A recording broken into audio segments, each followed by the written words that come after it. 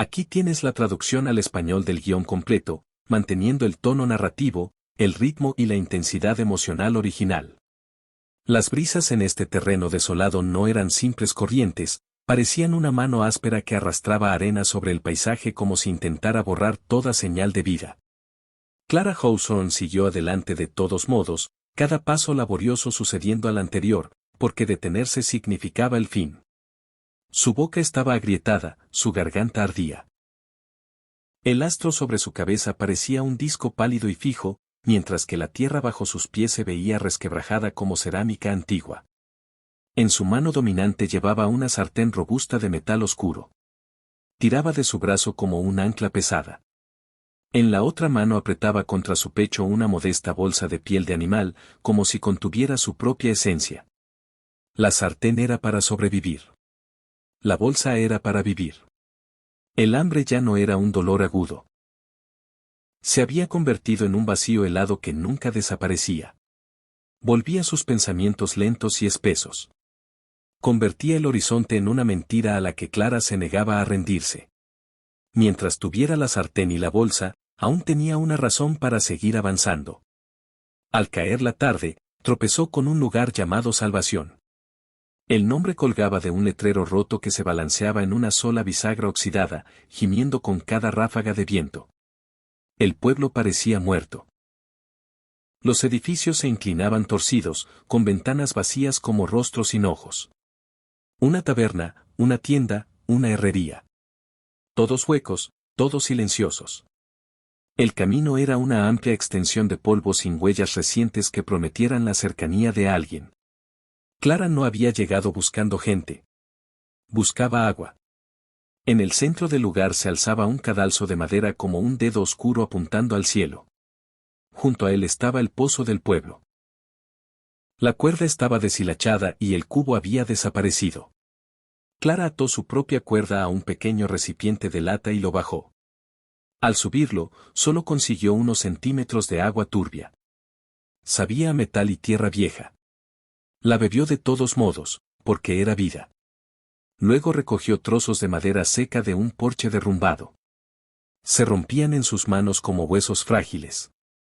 Apiló las piezas con cuidado en el suelo y encendió un fósforo, uno de los 7 que le quedaban. Protegió la llama con ambas manos, resguardándola del viento. El fuego prendió, pequeño pero estable, y el humo gris y delgado ascendió hacia el crepúsculo como una oración frágil. Colocó su sartén sobre las llamas y abrió la bolsa de piel. El aroma que salió no era solo especias. Era recuerdo. Era la cocina de su madre. Era calor en un mundo que no tenía ninguno. Llevaba cilantro, albahaca seca, polvo de chile ahumado y una valiosa hoja de laurel. Su madre solía decir que la comida era más que combustible. Era amor. Era consuelo. Con el toque adecuado, se podía hacer que casi nada pareciera un hogar. Clara tenía un puñado de frijoles duros. Los vertió en la sartén junto con un chorrito de agua. Chisporrotearon contra el hierro caliente. Añadió una pizca de sal, un toque de cilantro y un poco de chile. Removió lentamente con una cuchara de madera tibia hasta que el aroma comenzó a extenderse. En el corazón muerto de Salvación, ese olor parecía un milagro. Comió en bocados pequeños, haciéndolo durar. No la llenó por completo, pero calmó el dolor lo suficiente para que pudiera respirar sin temblar. Al terminar, fregó la sartén con arena, sus manos moviéndose como si lo hubiera hecho cientos de veces.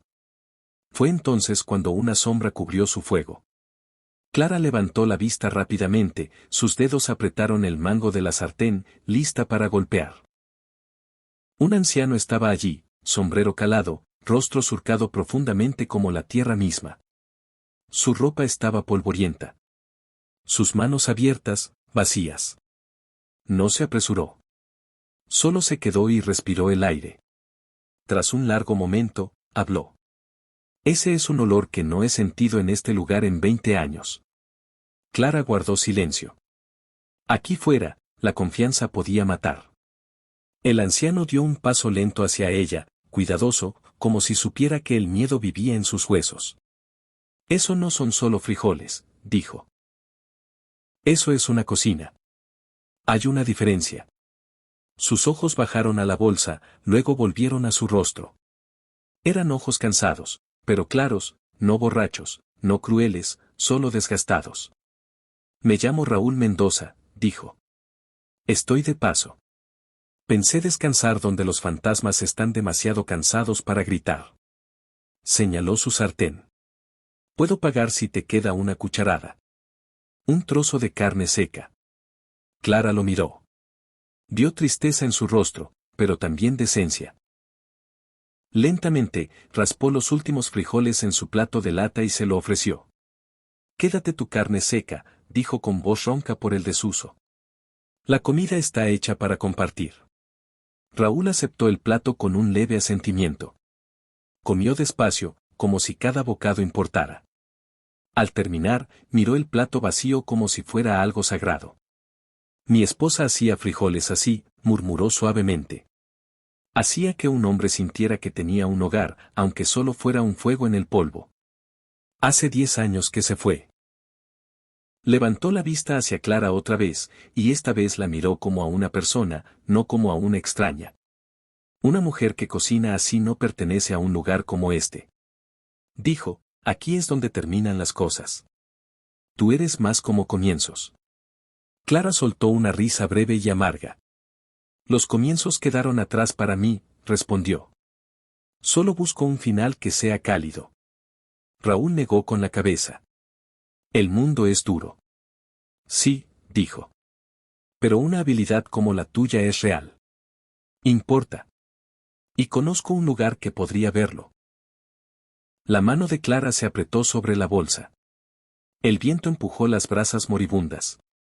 Escuchó porque no le quedaba nada más que escuchar. Hay un rancho al norte de aquí. Raúl dijo. Hacienda Grande, el rancho más grande de esta región, dirigido por un hombre llamado Mateo Vargas. El nombre no significaba nada para Clara, pero la forma en que el anciano lo pronunció le apretó el estómago. Es el ranchero más temido por estos lares. Raúl continuó. Duro como hielo de enero. No desperdicia palabras. Algunos dicen que ya no le queda corazón.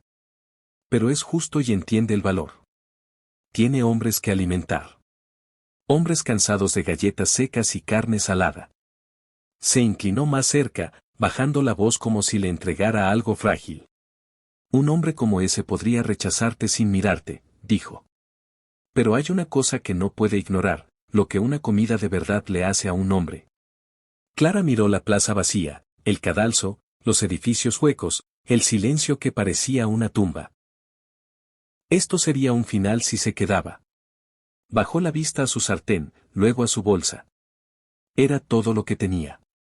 Era quien era. ¿Dónde está?, preguntó, su voz apenas un susurro. El rostro de Raúl se suavizó. Parecía ver el sol después de una larga tormenta. 2 días al norte, dijo, señalando la oscuridad. Yo mismo voy para allá. Puedo mostrarte el camino. Después de eso, estás sola. Clara miró el pequeño fuego y sintió algo moverse dentro de ella. No era esperanza. La esperanza era frágil. La esperanza podía romperse. Esto era algo más duro. Propósito. Asintió una vez, firme y segura. Está bien, dijo. Guíame. Mientras el anciano se acomodaba cerca de las brasas agonizantes, Clara levantó la bolsa de especias de su madre a su rostro e inhaló. Cilantro, chile, albahaca. Un pasado que nunca recuperaría. Pero debajo, tenue como un nuevo amanecer, olió algo más. Un futuro. Y aún no lo sabía. Pero 2 días después, se plantaría frente a una puerta de hierro, sosteniendo su sartén como un escudo, mirando los ojos fríos del ranchero más temido de la región, y solo tendría una frase para salvar su vida. ¿Qué pasaría si un solo plato pudiera cambiar destinos? Clara llegó al rancho al atardecer, 2 días después de que Raúl la dejara en la bifurcación del camino. El paisaje había cambiado lentamente mientras caminaba.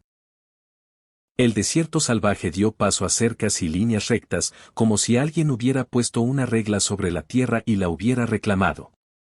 Una delgada cerca de alambre corría junto al camino por millas y Clara la sentía como una advertencia. Era tierra propiedad.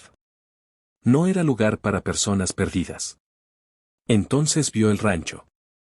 Se asentaba en un valle poco profundo, protegido por un grupo de robles anchos que arrojaban sombras frescas sobre el polvo. Los edificios eran sólidos, de adobe y madera oscura, no como los cascarones rotos de Salvación. Una casa principal grande con un amplio porche vigilaba todo como un ojo que nunca parpadeaba. Había barracones, un establo, corrales llenos de caballos y una fragua con humo curvándose hacia el cielo. Parecía poder.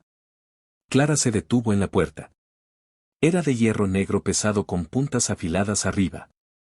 Un arco de madera se alzaba sobre ella, tallado profundamente con el nombre del rancho. La puerta estaba cerrada. El mundo interior se movía con orden silencioso. El mundo exterior era solo polvo y su propia sombra delgada. Esperó. Finalmente llegó un jinete. Un joven vaquero en un caballo nervioso. La miró desde arriba como si fuera algo que el viento había arrastrado. ¿Qué quieres?, preguntó. Estoy aquí para ver al señor Vargas, respondió Clara. El joven casi se ríe. El jefe no recibe vagabundos. No soy una vagabunda, dijo, forzando su voz a mantenerse firme. Soy cocinera. Sus ojos bajaron a la sartén en su mano, luego a la bolsa contra su pecho. No parecía convencido, pero dudó. Espera aquí, murmuró. Se alejó hacia la casa principal.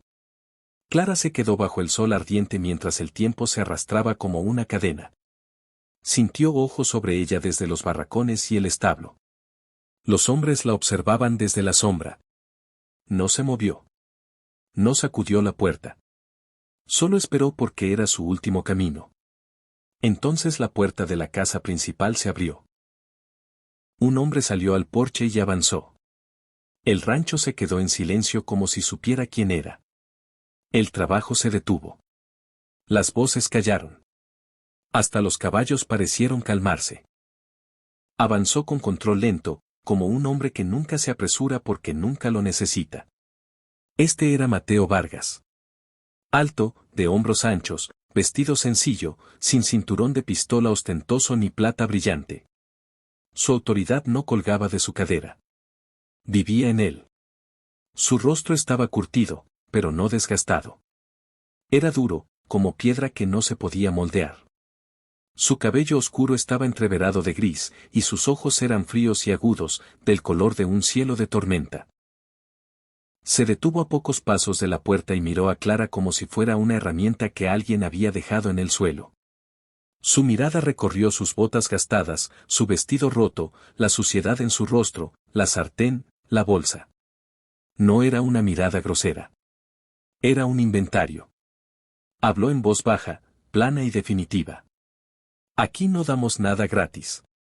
Las palabras golpearon a Clara como un empujón. Su garganta se secó. Por un segundo sintió subir el viejo miedo. El miedo que decía, huye, escóndete, desaparece. Vio su cuerpo moverse como si ya hubiera terminado con ella, como si fuera a girarse. No podía permitirlo. Pensó en las manos de su madre y en el aroma de esa bolsa. Pensó en las palabras de Raúl. Fue el olor de tu cocina lo que abrió la puerta. Clara levantó la barbilla y enfrentó los ojos fríos de Mateo. No pido un regalo, señor, dijo. Su voz era pequeña, pero llegó. Sé que no valgo mucho, murmuró, y la verdad de eso le quemó la lengua. Luego dijo lo único que poseía en este mundo. Pero sé cocinar. Mateo dejó de moverse. Por primera vez, sus ojos no la atravesaron. Se enfocaron. Miró la sartén, luego la bolsa, luego de nuevo su rostro. Se quedó en silencio lo suficiente para que Clara sintiera su pulso en la garganta. No era un hombre amable. Podía verlo. Pero era ranchero. Entendía el valor. Entendía lo que mantenía a los hombres trabajando. Entendía lo que hacía que un día duro fuera posible. Finalmente, dio un leve asentimiento, como si hubiera decidido en su mente. Giró la cabeza hacia el joven vaquero que esperaba cerca. Llévala a la cocina, dijo Mateo. Luego miró de nuevo a Clara. Los hombres comen cuando el sol toca esa cresta del oeste, dijo. Serán 10. Cocina para ellos. Y con eso, se dio la vuelta y se marchó como si el asunto estuviera resuelto. El joven abrió la puerta lo justo para que pasara. Clara entró. La puerta se cerró detrás de ella con un sonido pesado y definitivo que le retorció el estómago. Ahora estaba dentro, pero no se sentía segura. Se sentía como si hubiera entrado en una prueba que no podía fallar. El joven la llevó por el patio hasta un edificio largo y bajo y abrió la puerta de un empujón. Aquí es, dijo. Estufa, despensa, bomba de agua atrás. Me llamo Marco. La miró de arriba abajo una última vez, mitad lástima, mitad duda. El jefe no bromeaba, añadió. Cuando el sol toque esa cresta, vendrán. Luego se fue, y la puerta se cerró, sellándola dentro. La cocina olía a grasa vieja y humo rancio. Era grande y se sentía vacía, hecha para trabajar, no para comodidad.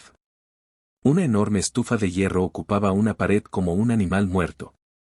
Las mesas estaban marcadas con cortes de cuchillo, los estantes tenían sacos y latas apiladas. Era un lugar que había alimentado a hombres, pero nunca les había importado. Clara puso su sartén sobre la mesa. El golpe sólido resonó en la habitación. Por un momento se quedó muy quieta. Cocinar para sí misma con un puñado de frijoles era una cosa. Cocinar para 10 vaqueros hambrientos en una cocina extraña con provisiones desconocidas era otra. Sus manos temblaron una vez. Luego las obligó a detenerse. Comenzó con el fuego. El vientre de la estufa estaba lleno de ceniza. Lo limpió con movimientos firmes y colocó leña dentro. Encendió uno de sus valiosos fósforos. La llama prendió y la alimentó hasta que la madera tomó y el calor comenzó a subir. La estufa despertó con un rugido bajo y profundo, y el aire cálido empujó el olor frío de la habitación. Luego abrió la despensa. Estaba llena de comida de supervivencia. Sacos de frijoles y harina, papas y cebollas, cerdo salado y trozos de carne en salazón, café, manteca. Nada fresco, nada verde, nada suave. Pero Clara no vio límites. Vio herramientas. Los frijoles tardarían demasiado. Necesitaba algo listo para el atardecer que llenara el estómago de un hombre con consuelo. Eligió un guiso espeso, rico y pesado, del tipo que se pega a las costillas. Llenó un cubo en la bomba de agua. Agua fría y clara salpicando en el metal como música. Se lavó las manos con fuerza, quitándose el camino, y el acto le pareció entrar en una nueva vida. Cortó la carne salada en cubos gruesos. Peló cebollas, los ojos ardiendo por el olor fuerte, frotó las papas y las cortó en trozos grandes. Puso una olla grande de hierro en la estufa y derritió manteca hasta que brilló. Luego entró la carne. Chisporroteó fuerte y el olor de carne chamuscada llenó la cocina como una promesa. La doró por tandas, con cuidado de no amontonar la olla. Quería sabor profundo, no carne gris. Cuando la carne estuvo lista, cocinó las cebollas en la grasa caliente hasta que se ablandaron y endulzaron. Luego abrió su bolsa. El aroma subió cálido y familiar. Tomó cilantro, chile y albahaca entre los dedos y los esparció en la olla. Tostó las especias en la grasa de cebolla, despertándolas, dejándolas florecer. El olor cambió al instante. Se volvió más profundo, más rico, vivo. Era el olor de hogar, colándose en un lugar que lo había olvidado. Devolvió la carne a la olla, añadió papas, vertió agua y dejó caer su única hoja de laurel como una oración silenciosa. Tapó la olla y bajó el fuego. Ahora el guiso necesitaba tiempo. Mientras burbujeaba, hizo panecillos. Harina simple, sal, manteca, agua, manos rápidas, toque ligero. Los formó y los metió en el horno. El sol comenzó a bajar. La cresta del oeste fuera de la ventana se volvió dorada, luego naranja, luego oscura, y entonces la puerta de la cocina crujió al abrirse. 10 hombres entraron. Estaban polvorientos, delgados, quemados por el sol y hambrientos. Avanzaron en fila, callados y observadores. Sus ojos absorbieron la olla, el calor, el olor. Y luego la miraron a ella. El pecho de Clara se apretó. Este era el momento que lo decidía todo. Levantó la tapa de la olla de guiso. El vapor salió denso y fragante, llevando carne, cebolla y especias a la habitación. Tomó un cucharón y comenzó a servir. Llenó platos de lata con guiso y puso panecillos al lado. Los hombres se sentaron en las mesas largas. Y entonces llegó el silencio. Sin bromas, sin charla, solo cucharas raspando lata. Lento y constante. Comían como hombres que habían olvidado que la comida podía ser algo más que combustible. Clara se quedó cerca de la estufa, manos entrelazadas con fuerza, observando sus rostros. Un hombre cerró los ojos un breve instante tras un bocado, como intentando recordar algo. Otro limpió su plato con el panecillo. Dos hombres se levantaron y se sirvieron una segunda porción, ayudándose sin decir palabra. Los platos limpios empezaron a apilarse. El silencio no era de enojo. Era pesado con concentración. Era respeto sin palabras. Entonces la puerta se abrió de nuevo. Mateo Vargas entró. La habitación cambió al instante. Los hombres se enderezaron. Hasta el aire se sintió tenso. Mateo se acercó a la olla, se sirvió y se sentó a la cabecera de la mesa. Comió despacio, calmado e indescifrable. Clara sintió cada bocado que daba como un veredicto. Terminó. Su plato estaba limpio. Dejó la cuchara como quien cierra un libro. Luego levantó los ojos hacia ella. ¿Para quién has cocinado antes?, preguntó. Clara tragó. No tenía respuesta elegante. Ni casa rica, ni gran rancho, solo verdad. Para mi madre, señor, respondió, y para mí misma. Mateo sostuvo su mirada un largo momento. Luego asintió una vez, pequeño y definitivo. Se levantó y giró hacia Marco. Dale la habitación pequeña detrás del almacén, dijo. Una manta y una lámpara. Se marchó sin otra palabra. Marco la llevó a una habitación diminuta sin ventanas con una cama estrecha. Olía a polvo y hierbas secas. Estaba vacía, pero tenía una puerta que se cerraba.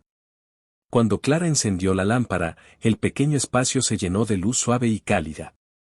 Se sentó en la cama con la manta en el regazo, agotada de una forma que no podía explicar. No la habían recibido. No la habían elogiado. Solo le habían permitido quedarse. Pero al cerrar los ojos, aún podía oler el guiso en su ropa. Y por primera vez en más tiempo del que podía recordar, sabía dónde dormiría mañana por la noche. Afuera, el rancho se asentó en sonidos nocturnos. Caballos moviéndose, hombres hablando bajo en los barracones. Clara apretó su bolsa de especias y escuchó. En algún lugar de la oscuridad, una nueva vida había abierto su puerta, y podía sentir en lo profundo de sus huesos que la parte más dura aún estaba por venir.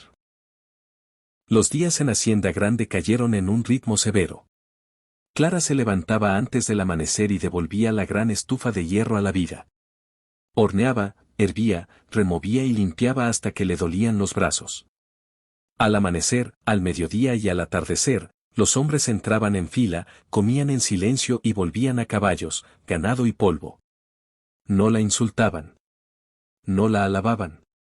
La trataban como a una herramienta que funcionaba bien, y en ese rancho eso era una forma de respeto. Pero cuando la puerta de la cocina se cerraba, Clara aún se sentía sola. Entonces una mañana, antes de que el cielo estuviera completamente claro, encontró algo en el escalón de piedra fuera de la puerta de la cocina. Era una pequeña rama de albahaca silvestre colocada allí con cuidado, tan fresca que su aroma subía agudo y limpio cuando la recogió. Clara se quedó inmóvil, el aire frío en los pulmones, y miró por el patio silencioso. No había nadie. Llevó la albahaca dentro y la puso sobre la mesa como si fuera un mensaje. Ese día notó a uno de los hombres con más claridad que antes. Se llamaba Elías. Trabajaba con los caballos.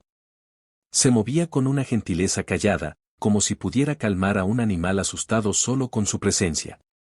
Era diferente de los demás porque no hablaba nunca. Elías era mudo.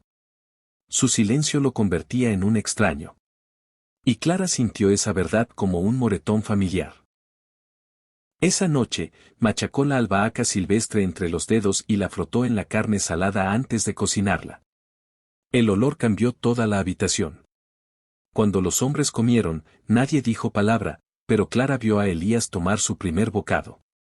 Masticó despacio, luego levantó los ojos hacia ella por un breve instante. No hubo sonrisa, no hubo espectáculo, solo una mirada clara que decía que entendía. Los regalos siguieron llegando, siempre en el escalón antes del amanecer.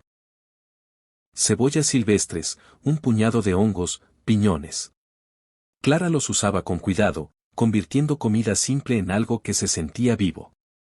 Los hombres no sabían por qué las comidas sabían mejor, pero sus platos volvían más limpios, y el silencio en la mesa empezó a sentirse menos vacío.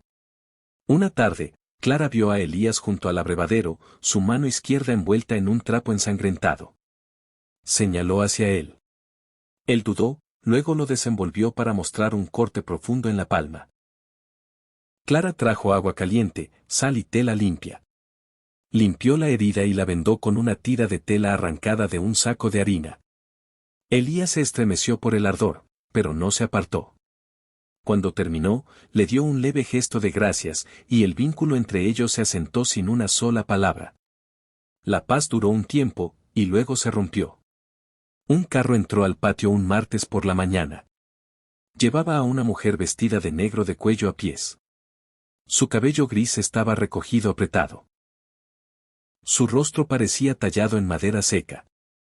Era la señora, tía de Mateo Vargas, una mujer del pasado del rancho que regresaba como una sombra. Entró en la cocina y miró alrededor con desaprobación fría. Vio las mesas limpias, los estantes ordenados, el fuego constante, y su boca se apretó como si la vista la ofendiera. Así que esta es la vagabunda que Mateo dejó entrar en mi cocina, dijo. Clara siguió trabajando. No discutió. Giró 2 aves del desierto en su sartén, su piel chisporroteando en grasa caliente. La señora se movió como un juez, golpeando su bastón, olfateando latas, mirando sacos, buscando algo que condenar. Cuando habló de nuevo, su voz se agudizó. ¿Qué sabes tú de alimentar a hombres de verdad?, dijo, con polvo del desierto todavía bajo tus uñas. Clara alcanzó su bolsa de especias y sin pensar usó una pizca de la mezcla especial de su madre, canela, un toque de clavo y cáscara de naranja seca. Cuando tocó la grasa caliente, el aroma subió al espacio como un espíritu. La señora se quedó helada. Su bastón se detuvo a medio golpe. Sus ojos se entrecerraron, luego se abrieron, y la furia en su rostro se quebró en algo crudo y confundido. ¿Qué es ese olor?, exigió, su voz de pronto delgada. ¿De dónde lo sacaste? Clara siguió cocinando, vertiendo grasa caliente sobre las aves que se doraban. El aroma creció. La señora dio un paso más cerca, como atraída por el recuerdo.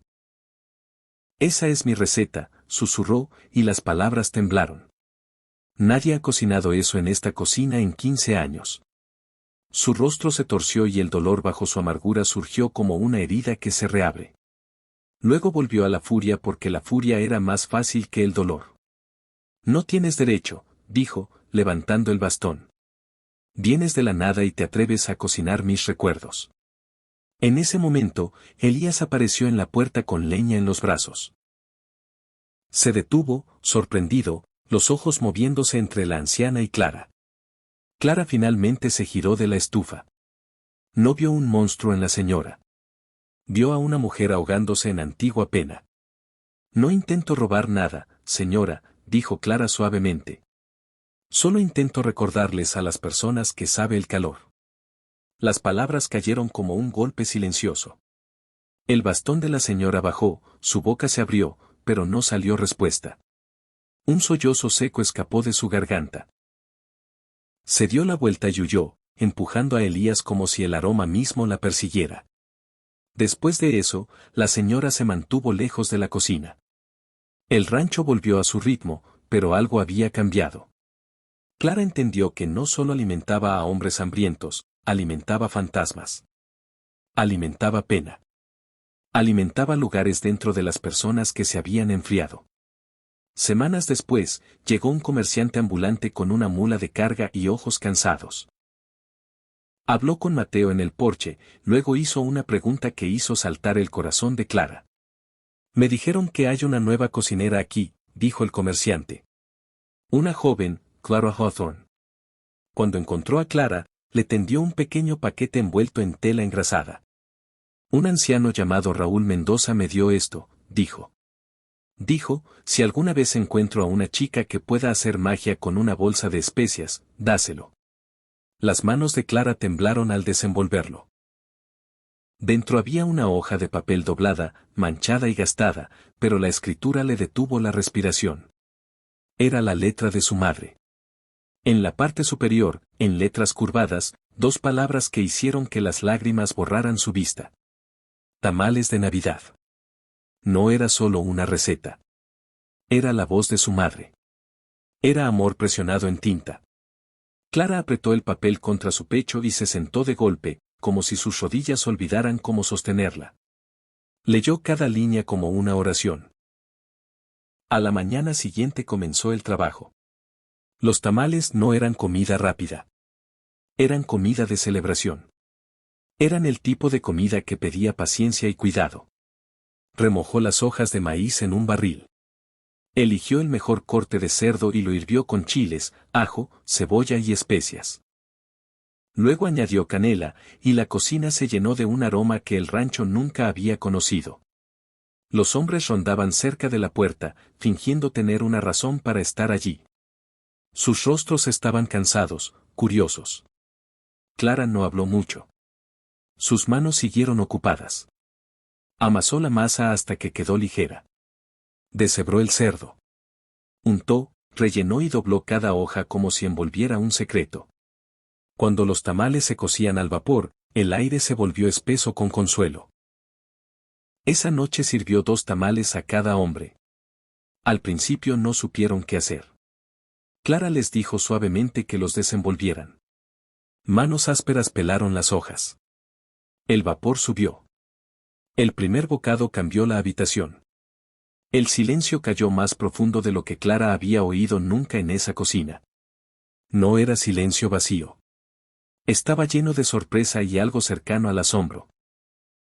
Incluso Zacarías, el mayor y más difícil de complacer, masticó despacio, luego levantó los ojos y le dio a Clara un lento asentimiento. Clara sintió su pecho apretarse con algo que apenas podía nombrar. Por un momento, esa cocina no fue un lugar de trabajo. Fue un hogar. Entonces la noche se rompió. Un grito terrible atravesó la oscuridad, no humano, sino el chillido agudo y pánico de un caballo. Clara despertó y corrió afuera para ver el establo en llamas. Las llamas perforaban el techo. El humo rodaba hacia el cielo. Los caballos gritaban desde dentro. Los hombres salieron de los barracones, medio vestidos, gritando, señalando, paralizados por la magnitud del desastre. Mateo Vargas salió al porche, ya vestido, el rostro iluminado por el resplandor naranja ardiente. Y no hizo nada. Se quedó como piedra, ojos abiertos, mirando las llamas como si viera otra noche, otro fuego, otra pérdida. Los hombres lo miraron, esperando órdenes. Ninguna llegó. El miedo se extendió entre ellos como una enfermedad. El estómago de Clara se heló, pero su mente se aclaró. Había sobrevivido al hambre y al polvo. Sabía lo que significaba congelarse. Significaba muerte. Los caballos, gritó. Hay que sacarlos. Las cabezas se giraron. Los hombres la miraron como si no supieran quién era. Clara señaló a Marco y Zacarías. Traigan hachas. Rompan la cerca del corral lejano para que tengan a dónde correr. Los demás conmigo. Abramos esas puertas. Su voz les dio a los hombres un camino. Y un camino les dio valor.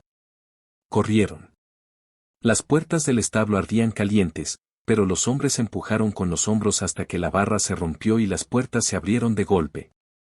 El calor explotó. El humo les arañó las gargantas. Clara rasgó tiras de tela para cubrir los ojos de los caballos. Les habló bajo, firme, como calmando fuego en lugar de animales. Uno a uno, los caballos salieron al patio, salvajes de terror, y luego galoparon hacia la cerca rota y la oscuridad abierta más allá.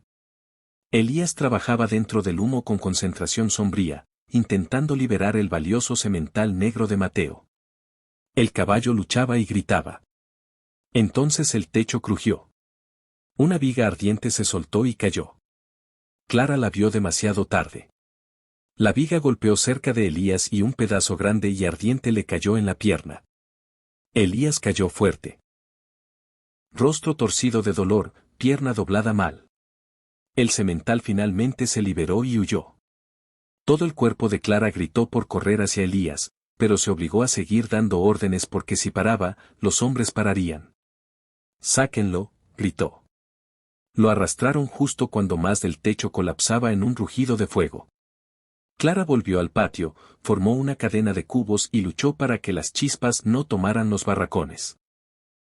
El viento cambió cerca del amanecer, empujando el humo lo suficiente para que ganaran. Cuando salió el sol, el establo era un esqueleto negro, pero el rancho aún estaba en pie. Los hombres aún respiraban. Los caballos estaban vivos. Clara se quedó en el patio, hollín cubriendo su piel, vestido roto, músculos temblando de agotamiento. Elías yacía junto al abrevadero, piernas entablilladas, ojos en ella. Incluso con dolor, logró una pequeña sonrisa agradecida. En el porche, Mateo aún estaba donde había estado inmóvil toda la noche. Pero sus ojos eran diferentes ahora. Eran claros y estaban fijos en Clara como si la viera por primera vez. Esa mañana, Clara encendió de nuevo el fuego de la cocina y preparó un caldo curativo simple. Tocino, cebollas, papas, zanahorias. Llevó el primer tazón a Elías y lo ayudó a sentarse. Él lo sostuvo cerca, inhalando el vapor como si fuera medicina. Más tarde, Mateo entró en la cocina. Se detuvo frente a Clara, su voz más baja de lo usual, más ronca. El rancho se habría perdido, dijo. Lo salvaste.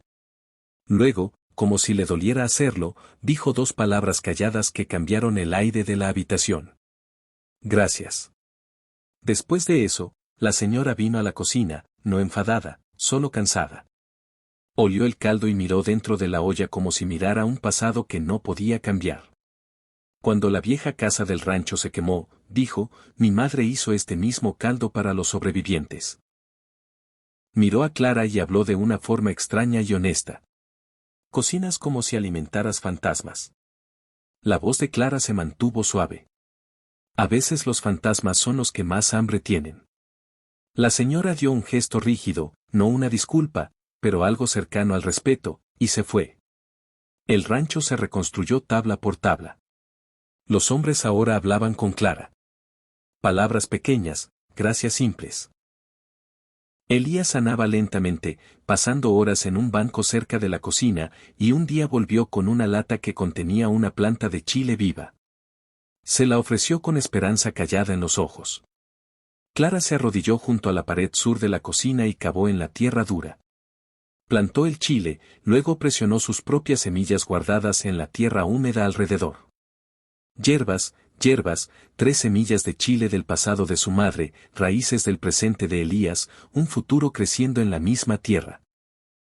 Una tarde, Mateo entró en la cocina y puso un documento doblado sobre la mesa. Era una escritura.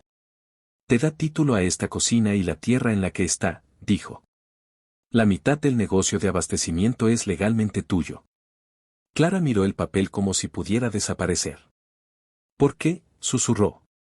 El rostro de Mateo se mantuvo duro, pero sus ojos llevaban una verdad que había mantenido enterrada por años. Mi primer rancho se quemó hace 15 años, dijo. Mi esposa y mi hijo estaban dentro. Fui el único que salió. Las palabras eran simples, pero cortaban profundo. Clara entendió entonces por qué sus ojos guardaban un fantasma, por qué se congeló ante el fuego. Esa noche, continuó, lo vi suceder de nuevo, y no hice nada. Pero tú corriste hacia el fuego. Tomaste el mando. Mantuviste este lugar unido cuando yo no pude. Respiró despacio. No necesito una cocinera, dijo. Necesito una socia. Clara miró por la ventana su pequeño huerto, los diminutos brotes verdes empujando a través de tierra que antes estaba muerta. Pensó en la receta de su madre. Pensó en los regalos silenciosos de Elías. Pensó en la puerta cerrándose detrás de ella y en el miedo de nunca pertenecer a ningún lugar. Levantó los ojos hacia Mateo. Sí, dijo. Las palabras se asentaron en la habitación como una piedra clavada en la tierra. Sólidas, verdaderas.